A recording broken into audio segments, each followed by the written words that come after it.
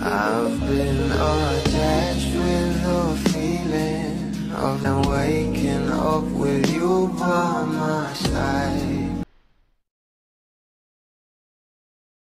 Sobrang proud talaga ang maraming Babli sa ating Donnie at Bel Mariano, lalong-lalo pa nga sa bawat achievements na natatanggap ngayon ng ating Donnie at Bel Mariano. Lalong-lalo pa nga itong ating Bel na nominated nga sa Listener Choice sa Women in Music na talaga namang pinag-uusapan na.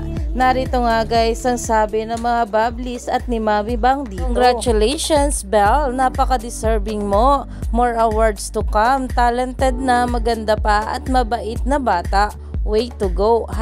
#Bel, #DonBel. At talaga namang kinongrats na nga ng maraming Bablis itong ating Bel Mariano dahil talaga namang nangunguna nga siya dito.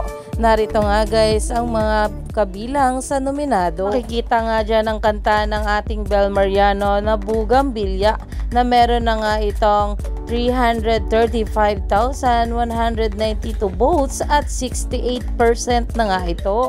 Grabe nga talaga humatak ng voters itong ating Bel Mariano. At dito pa nga sabi, being nominated is already an honor. Congrats Bel Mariano.